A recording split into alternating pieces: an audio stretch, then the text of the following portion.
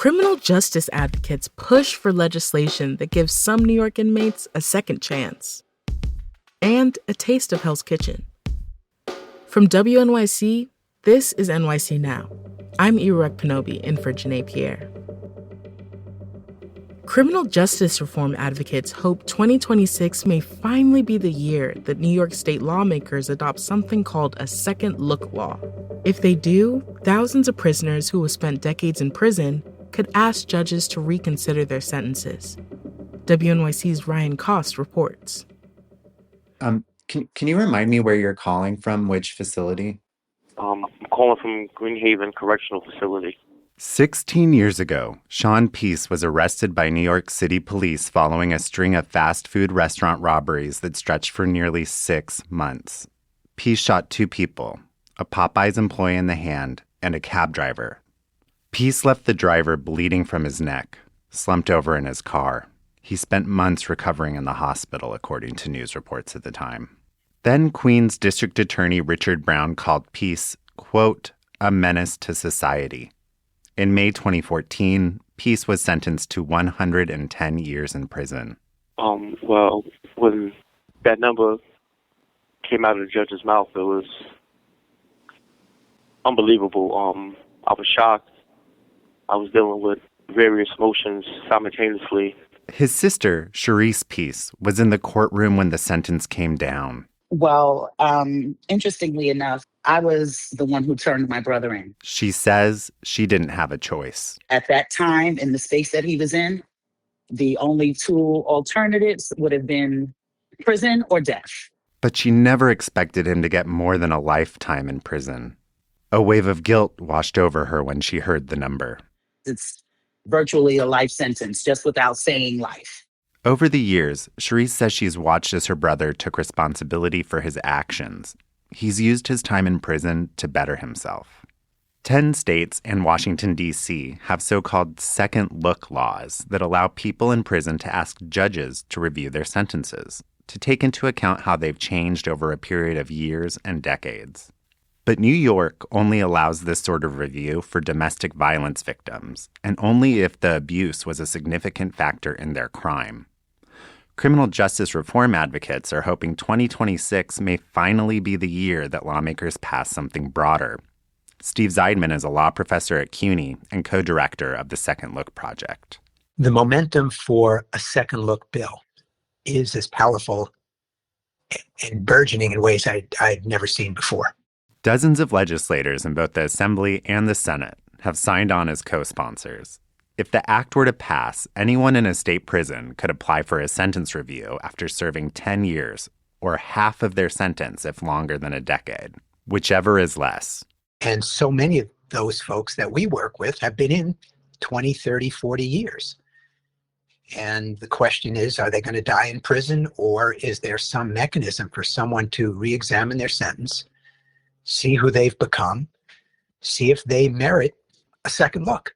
But Republicans are signaling the bill will face some opposition. Assemblymember Phil Palmisano from Western New York says the legislation is too broad.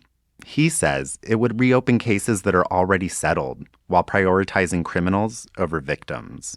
These soft-on-crime bills like this really erase the hard-fought justice that so many families are fighting for to hold criminals accountable. Under the bill, a judge could take into account a number of factors, including the applicant's past traumas, effort toward rehabilitation, or a victim's statement. Trevor Bell, the cab driver Sean Peace shot, doesn't believe a judge should reduce Peace's sentence if given the chance. Bell suffered gunshot wounds to his neck and legs. He had 2 strokes during his time in the hospital. He lost strength and dexterity and still struggles to walk. Bell says he almost died. I'm a Jamaican, and I believe in a eye for eye and a tooth for a tooth. Okay. Mm-hmm. I believe in that. Once you attempt to take a man's life, you should be punished for it. Rowan Wilson, the state's chief judge, has made the second look bill a top priority of his own. The beauty of this is it doesn't ask any judge to say, you were wrong with the decision you made 20 years ago. He was at a recent town hall to rally support behind the legislation. The event was organized by the reform group Communities Not Cages. They can feel perfectly confident that that was the right decision then, but this person has so radically transformed himself or herself that now I can make another good decision. For Sean Peace, that journey of transformation started with a conversation with his sister, the first in 4 years after he learned she'd turned him in. I asked her, how could she do this to me? How could she turn me into the police? And she told me that she didn't recognize me anymore. Peace says he's become a facilitator for anti-violence programs. He's earned an associate's degree and is pursuing a bachelor's with Columbia University. He's even started training puppies to be service animals.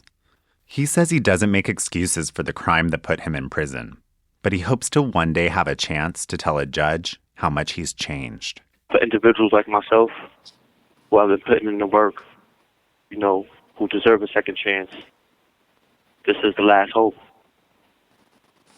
The second look back is the last hope. Lawmakers will begin the 2026 legislative session on January 7th.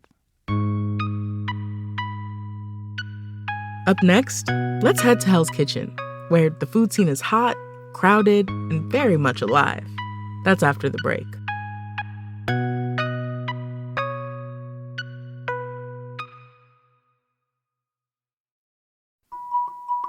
NYC Now.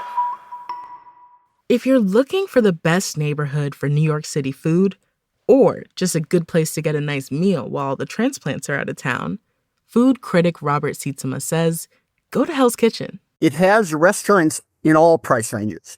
You can eat well there for $5 or you can spend $200 or anything in between.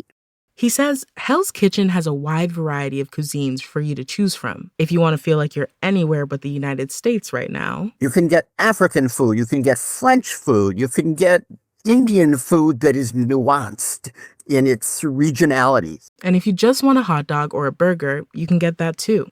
Robert wrote up a full list of his Hell Kitchen faves on our website, Gothamist. We asked him to highlight a few. First, he says, check out B&D Halal. It's one of the handful of pan-West African restaurants that we have. It's a modest steam table joint with at least 60 or 70 choices of dishes. You can get dishes from Guinea. You can get dishes from Senegal. You can get dishes from the Côte d'Ivoire, also known as the Ivory Coast. If you love peanut butter, check out their mafi, which is a Senegalese peanut sauce. A little spicy and very delicious. Another spot on Robert's list, this one boasting a free hot dog with every beer, Rudy's. If you can't find Rudy's, there's something wrong with you because there's a 6-foot-tall pink pig in a waistcoat standing in front. I don't mean a real pig. I mean a statue of a pig. And this is what beckons you into this amazing dive bar. He says Rudy's Bar and Grill is the only real dive bar left on its short stretch of 9th Avenue. The only food they serve is hot dogs, though, so if you're looking for more of an upscale sit-down experience, you can spend $100 if you want at a place called Jazz, and that's with 1 Z. Jazz is one of these magnificent new upscale Indian restaurants that have been popping up, especially in Manhattan, where with cocktails you could blow $200, but it would be a good expenditure of your money because this place has food, from northern India, which would be the Mughal food, the Punjabi food, the Bengali food, but it also has food from South India. And a lot of that food is laced with coconut milk. It has curry leaves in it. It's shot with black mustard seed. It's a whole different flavor palette. So if you love Indian food, go to this place because it is very elegant. And maybe wear a sport coat. That's Robert Sietsema. He writes about food on Gothamist.com and for his Substack, Robert Sietsema's New York. Thanks for listening to NYC Now from WNYC. I hope you enjoyed your holiday. We'll be back next week.